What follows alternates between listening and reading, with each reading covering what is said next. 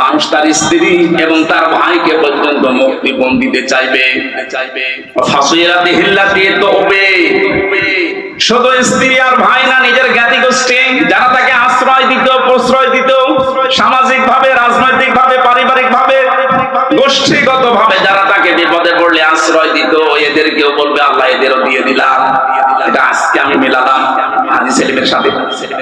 যেভাবে গালিগালাজ করছিল কোটে তোলার সময়, কত টাকার মালিক আপনি বলেন তো হাজী সেলিম। অথচ যে গাল আজকে খেয়েছে, যে ডিম খেয়েছে, তাও এতগুলো প্রশাসনের মানুষ পাহারা দেওয়ার পরে ও আজকে হাও মাও করে কাঁদছিল ইজলাসে দাঁড়িয়ে। অত মনের ভেতরে এটা আসছিল, কি করলাম, যা দুনিয়ায় আছে সব আজকে দিয়ে বলো জজ সাহেব আপনি আমার শুধু মুক্তি দিয়ে দেন। ওরে কান্নার ভেতরে এই আওয়াজে ভেসে আসছিল, জানেন না মঞ্জুর করে ছেলে পাঠিয়েছে। আল্লাহ বলেন জ্ঞাতি গোষ্ঠী ফাসিলাতি হিল্লাতি তওবে, এই ফাসিলাতির শব্দের ভেতরে তিনটা বিষয় আছে ইবনে কাসিরে। তওবের ভেতরে দুইটা অর্থ আছে। আল্লাহ পাক বলেন পৃথিবীতে ও আপন মনে করে যে মানুষগুলোর যার কাছে যেত, যারা আশ্রয় দেবে বলে বিশ্বাস করত, এই মানুষগুলো কেউ কিয়ামতে বলবে আল্লাহ জ্ঞাতি গোষ্ঠী দলের লোক সব নেতা খাতা দিয়ে দিলাম, আমাকে তুমি একটু মুক্তি দাও। আল্লাহ বলেন এতটুকু না, আরেকটা আছে ওমান ফিল আরদি জামিআ, ওর দুনিয়ায় যত স্থাবর অস্থাবর সম্পদ ছিল, যত সম্পদের মালিক ছিল সব আমাকে দিতে চাইবে, শুধু বলবে সুম্মা ইউজি, আমি মুক্তি চাই। আমি কি চাই? এটা শুধুমাত্র মনে হয় হাজী সেলিমের জীবনে, আমাদের জীবনে এরকম সময় আসবে না। এক কথা বলেন, প্রত্যেকের জীবনে অপেক্ষা করছে। আমি আমার ফারিহাকে, আমার স্ত্রী তামান্নাকে, আমার ভাই নিয়ে আমার বোন আছে রুনাকে, আমার জ্ঞাতি গোষ্ঠীর 100 জনের 98 জন আওয়ামী লীগ করতো, এখন পুরা পাঠিয়ে গেছে। এখন বলছে আমরা কিছু করি না। এই পর্যন্ত না, আমার যত সম্পদ আল্লাহ দিয়েছেন, আমার বাবা আর আমার সব, আমি একটা একটা করে আল্লাহকে আমি দিতে চাইবো। শুধু বলবো আল্লাহ তুমি আজকের এই কঠিন দিন থেকে আমারে বাঁচাও। আল্লাহ দিনের পরিচয়টা একটু দিয়েছেন কোরআনে, ফাকাইফা তাত্তাকুনা ইন কাফারতুম ইয়াওমা ইয়াজআলুল ওয়ালদানা শিবা।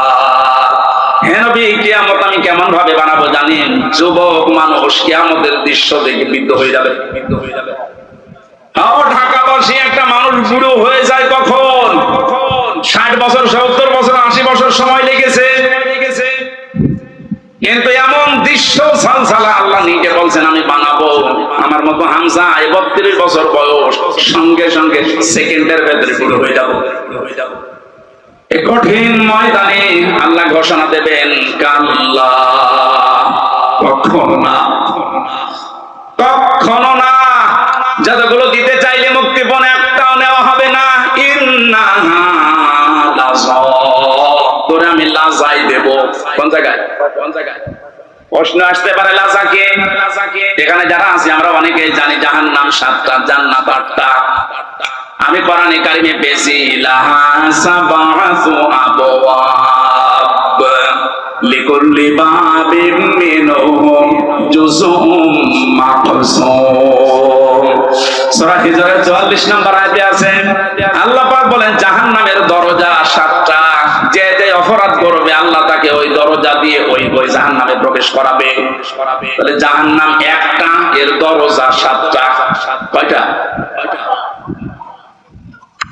এটা মনে হচ্ছে কোন স্কুল না? এখানে 1 থেকে মনে করেন 5 পর্যন্ত পড়ানো হয়। প্রত্যেকটি ক্লাসে আলাদা আলাদা রুম আছে, কিন্তু বিদ্যালয় বা শ্রেণী কিন্তু একটাই বলা হয় যে বিদ্যালয় বা মাদ্রাসা, স্কুল যাই বলেন স্কুল। এই স্কুলের 5টি স্তর আছে, 1 থেকে 5 পর্যন্ত। যে যে ক্লাসে পড়ে সে দরজা দিয়ে প্রবেশ করে ক্লাস করে বাড়ি চলে যায়। 3-তে পড়ে 5-এ গিয়ে ক্লাস করতে পারবে। এটা যেমন সহজে বুঝলেন। আল্লাহ পাক জাহান্নাম বানিয়েছেন একটা, স্তর বানিয়েছেন এরকম 7টা। দুনিয়ায় যে যে ধরনের অপরাধ করবে তাকে ওই দরজা দিয়ে প্রবেশ করিয়ে শাস্তি দেবে। এর প্রথম নম্বর দরজার নাম হচ্ছে হুতামা, খুব ভয়ঙ্কর জায়গা। এর দ্বিতীয় নম্বরে লাজা। আল্লাহ বলেন এই যে মানুষগুলো মুক্তি হিসাবে কিয়ামতের কঠিন দৃশ্য থেকে দিতে চাইবে, আমার আওয়াজ হবে কাল্লা, না, ইন্নাহা লাযা, তোর এই লাজার দরজা দিয়ে প্রবেশ করাবো। এটা কেমন জায়গা হে নবী আপনি জানেন? নাযারাতাল লিশাওয়া, এখানে ঢুকলে আগে মানুষের চামড়া খসে যাবে। শাওয়া শব্দের শাব্দিক অর্থ বেশি ইবনে কাসিরে, হাড় টুকরা টুকরা করলে যেভাবে খণ্ড বিখণ্ড হয়ে যায়, উপরে পাড়ি দিলে হাড় যেভাবে খণ্ড খণ্ড হয়ে যায়, এইরকম জায়গা এটা। বাংলাদেশ সহ বিশ্বের যত কঠিন জায়গা আছে, শুধু যেখানে কারেন্টের শর্ট দিয়ে মানুষকে গলিয়ে ফেলা হয়, এইটা বাদ দিয়ে এদেশে এমন কোন রিমান্ডের জায়গা নেই যেখানে গেলে চামড়া আগে খসে যায়। আমার বহুবার বলেছিল যে এই যে এইগুলো আমরা তুলি, অস্ত্র নিয়ে এসেছিল বিভিন্ন মেশিন, যে এই যে নখ আমরা তুলি ফেলি এইটা দিয়ে, ওটা দেওয়ার পরে এরপরে টান দেবেন, এরপরে উঠবে, তাছাড়া ধরে রাখলে ওঠে না। অথচ আল্লাহ নাযারাতাল লিশাওয়া দিয়েছেন, লাজায় প্রবেশ করার সঙ্গে সঙ্গে মানুষের চামড়া আর এই নখগুলো উঠে চলে যাবে। এবার আপনি ভাবেন তো বাস্তবতা নিয়ে যে কিরকম জায়গা এটা, যেখানে প্রবেশ করলে আগে চামড়া খসে চলে যায়, নখ উড়িয়ে যায়। আল্লাহ বলে কঠিন ভয়ঙ্কর জায়গায় কাদেরকে ডাকবে জানো? তাদউ মান আদবারা ওয়া তাওয়াল্লা। এই দুনিয়ায় যে মানুষগুলোকে সত্যের দিকে আহ্বান করা হয়েছে, এরা সত্যের কথা শোনার পরে অহংকার করে এদবার করেছে, মুখ ফিরিয়ে নিয়েছে। আমার মনে হয় এদের বাস্তবতা বাংলাদেশে সবচেয়ে বেশি। এত কোরআনের কথা আলোচনা পৃথিবীর কোন জায়গায় হয় না।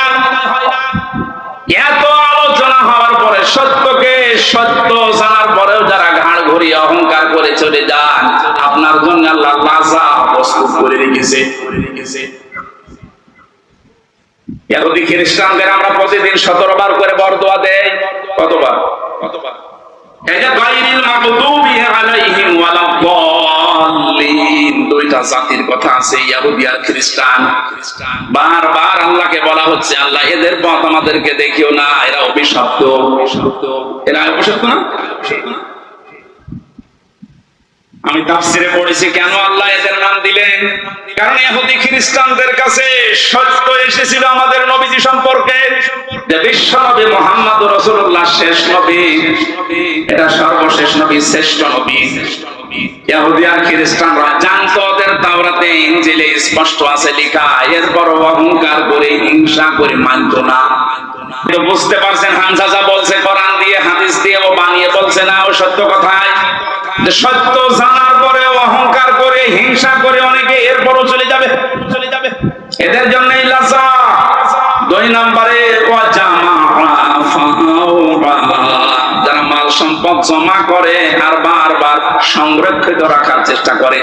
আজ হাজারো মানুষে বাংলাদেশে চরিত্রের আছে, বৈধ অবৈধ নেই, মাল জমা করে যাচ্ছে। ইয়াহসাবু আন্না মালাহু আখলাদা, মনে করে এটা আমার কাছে স্থায়ী ভাবে থাকবে। শুধু জমা করে শেষ না, এটা সংরক্ষণ করার জন্য কত কায়দা কৌশল। এদেশে জায়গা হয় না, বেগম পাড়া বানাচ্ছে। এদেশে জায়গা হয় না, সুইস ব্যাংকে রাখছে যেন সংরক্ষিত থাকে। সম্পদ উপার্জন করা নিষেধ না। বৈধ পথ বাদ দিয়ে যারা অবৈধ পরে উপার্জন করার পরে এগুলো যারা সংরক্ষণ করার চেষ্টায় আছেন হক আদায় না করে, তার মানে যাকাত দেওয়ার হক ছিল আপনি দেননি, দান সাদাকা করার অর্থ ছিল আপনি করেননি। বৈধ বৈধ না ভেবে শুধু জমা করা, এভাবে যারা জমা করে গিয়েছেন আর সংরক্ষিত রাখার জন্য চেষ্টা চালিয়েছেন, আপনার জন্য লাজা। আমাকে সহ যারা শুনলাম, আল্লাহ তুমি লাজা থেকে আমাদেরকে বাঁচাও, বলেন আমিন। বাংলার মুসলমানেরা, পৃথিবীর জমিনটা আপনি যদি বদ্ধ জায়গায় কিছুদিন থাকেন, আপনার কাছে স্পষ্ট ধারণা চলে আসবে মাটির নিচে সরকার আমাদেরকে দিয়ে লস হয়নি, আমার কষ্ট হয়েছে, লস হয়নি। দুনিয়ার জীবনটা আগে যে দৃষ্টিতে দেখতাম, পুরা দৃষ্টি আমার পাল্টিয়ে গেছে। আল্লাহ তাআলা বলেন, আমার হায়াতুদ দুনিয়া ইল্লা মাতাউল গুরুর, পৃথিবীর জমিনটা ধোঁকা। বাস্তবে এখন দেখছি ঠিক 100 ভাগ আসলে ধোঁকা। আপনার মা বাবা ধোঁকা, স্ত্রী ধোঁকা, সন্তানাদি ধোঁকা, আপনার নেতা খেতা দলের লোক সব ধোঁকা। মনে করছেন না মা বাবার সম্পর্কে কথা বললো কেন? ধোঁকা। আপনি বাস্তবে নিয়ে যান, দেখবেন